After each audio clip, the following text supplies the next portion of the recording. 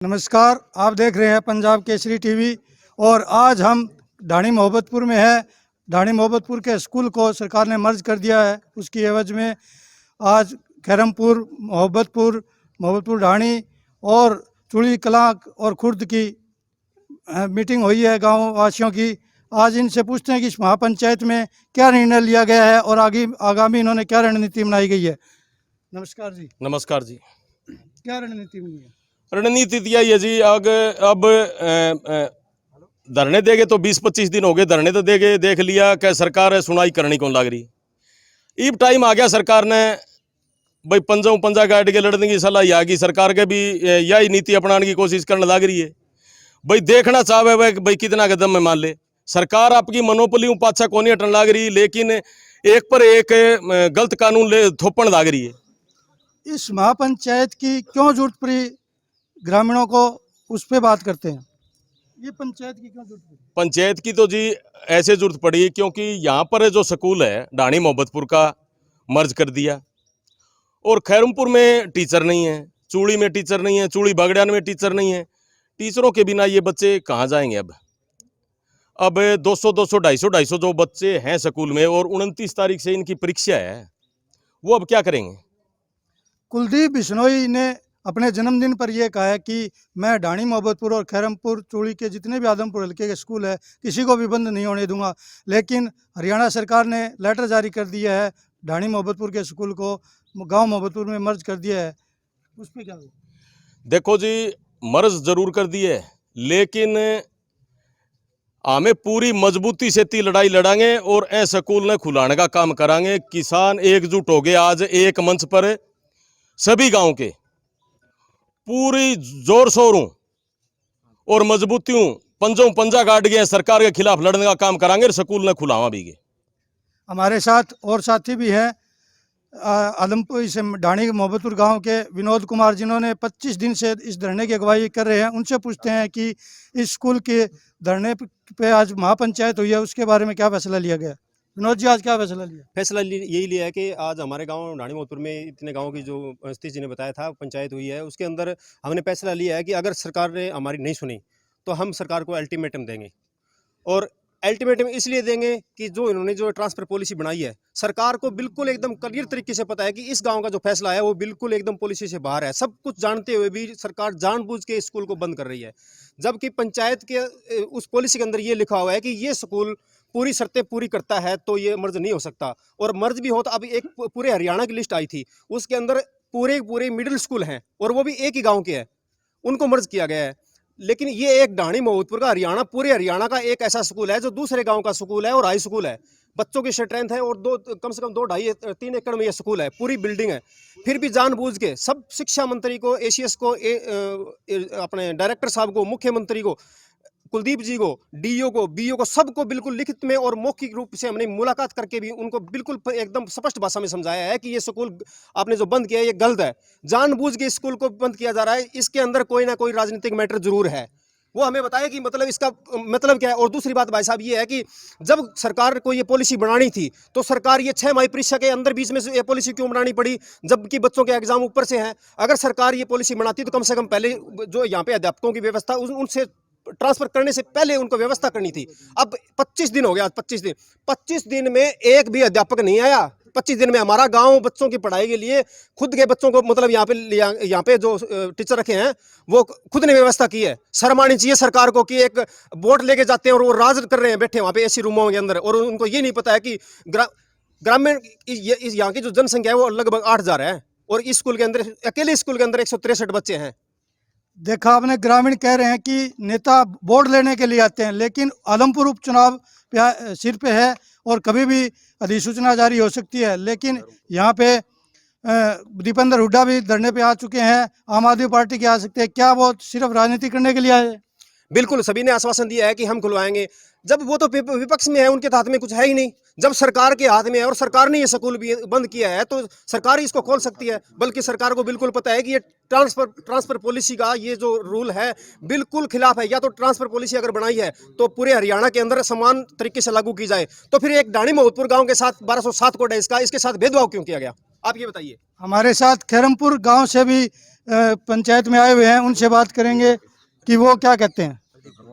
जी, हाँ जी भाई साहब। मैं गांव खैरमपुर से प्रदीप कुलड़िया जी।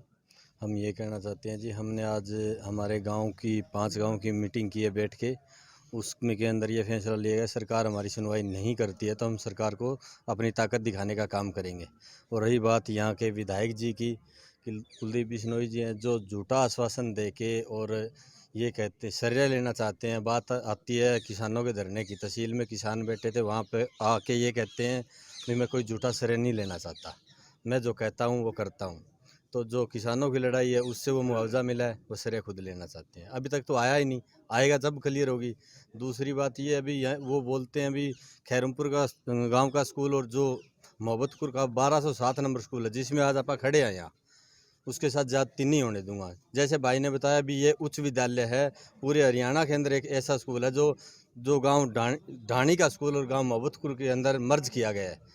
कितनी बड़ी बात है। और वो ये बोल के जाते हैं, मैंने वादा करता हूँ, यहाँ धरने पे आके बोल के गए हैं। तो उनको हम आवाज़ पहुँचाना चाहते हैं भाई विधायक जी, आप झूठा श्रेय मत लीजिए।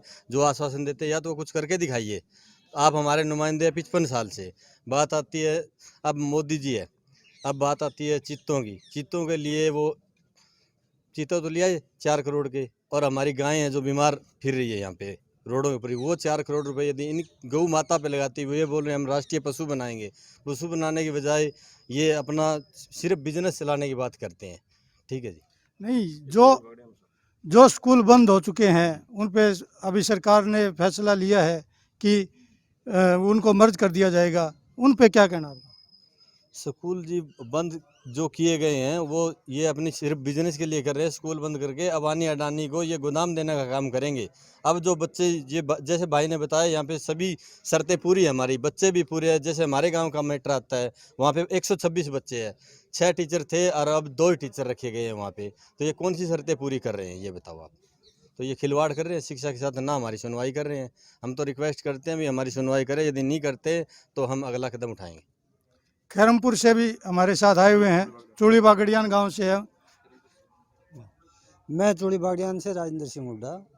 इस नाकारा सरकार को ये कहना चाहता हूँ कि हमारे बुजुर्गों ने एक एक ईंट और अपने खून पसीने के कमाई से इतने बड़े स्कूलों की बिल्डिंग तैयार की है, और उसके अंदर हमारे गरीब लोगों के बच्चे पढ़ रहे हैं। उनको बंद करने के लिए इतना घटिया और इतना निकम्मा काम किया है, शायद ही हम कभी सोच नहीं सकते थे। ये तरह तरह की सरकारी जो नेता बने हुए घूम रहे हैं, ये घोषणा करते हैं हम ये करेंगे वो करेंगे।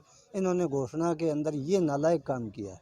इससे पहले आज तक, अरे हमारे देश के अंदर गुलामी थी, उसी टाइम स्कूल बंद नहीं हुए थे। आज हिंदुस्तान की आज़ादी के लिए लोगों ने लड़ाई लड़ी, उसको आज़ाद किया। अपनी आवाज़ बुलंद करने के लिए गाँव में स्कूल बनाए कि बच्चे पढ़े और कुछ जाने। तो इस निकम्मी सरकार ने सबसे पहले इसी पर ताला लगाया कि यहाँ के नहीं, आपने आज महापंचायत करी है, अगर उसमें आपकी मांगें नहीं मानी जाती तो आपका अगला कदम क्या होगा? उसमें हमारा अगला कदम कठोर होगा और सरकार के खिलाफ होगा। वही क्या कठोर होगा, क्या कदम उठाएंगे? उसमें सबसे पहले तो हम ये करेंगे भी ये जो निकम्मे नेता गाँव में घुसते हैं उनके गला पकड़कर बाहर निकालेंगे, क्योंकि इनका अधिकार ही नहीं है। हमारे साथ कोई प्रेम नहीं, कोई भाव नहीं, ना ही हमारे बच्चों की सोच रहे, तो ये हमारे किस काम आएंगे? हम इनसे क्या आशा करेंगे? खेती की बात आती है तो कांटा मार देते हैं, शिक्षा की बात आती है तो कांटा मार देते हैं, किसी मजदूर वर्ग की बात आती है तो कांटा मार देते हैं। तो हम इनको किस लिए चुनते हैं? ये इससे अच्छा है कि अपना भगवान भेष लेकर और किसी मठ के अंदर जाकर राम नाम की माला लेकर वहाँ अपना भगवान भेष बनाकर बैठ जाए। क्या फ़ायदा हो इन लोगों का? बताओ, एक भी फ़ायदा हुआ तो बताओ। पंचायत में ये भी बात कही गई है कि डीसी महोदया से मिला जाएगा, डीसी साहब से क्या बात कर रखी है? डीसी साहब से मिलकर हम शिक्षा के बारे में पूछेंगे जी, हमारे को स्पष्ट बता दिया जाए। अगर हमारे स्कूल थोड़े से समय के अंदर 2 या 4 दिन के अंदर कोई कार्रवाई हो जाती है तो वो क्लियर बता दे, अगर नहीं होते है तो हमें क्लियर बता दे, फिर हम अपना दूसरा फैसला लेंगे। और उस फैसले के अंदर ये 5 गाँव नहीं है, पूरे हरियाणा से तरह तरह के क्या नाम हमारे पास संदेश आ रहे कि हम आपके साथ हैं, हम आपके साथ हैं। सबका सहयोग मिल रहा है, चाहे वो किसान यूनियन है, चाहे वो मजदूर यूनियन है, चाहे वो कोई अन्य किसी किस्म की नेता लोग हैं, वो सब मिल रहे हैं। लेकिन राजनीतिक लोग को नहीं घुसने देंगे, सिर्फ जमींदार होंगे और बच्चों के अभिभावक होंगे। तो आपने देखा कि ग्रामीण पूरे गुस्से में है और उनका यही कहना है कि 4-5 दिन में उनकी समस्या का समाधान नहीं हुआ तो वो किसी भी नेता को गांव में नहीं घुसने देंगे और उपचुनाव में भी बहिष्कार किया जाएगा। पंजाब केसरी से हर भगवान भारद्वाज। हमसे जुड़े रहने के लिए हमारे YouTube चैनल को सब्सक्राइब करें और नई वीडियो की नोटिफिकेशन के लिए बेल आइकॉन को दबाएं। अगर आप ये वीडियो Facebook पर देख रहे हैं तो लाइक जरूर करें और ज्यादा से ज्यादा शेयर करें। धन्यवाद।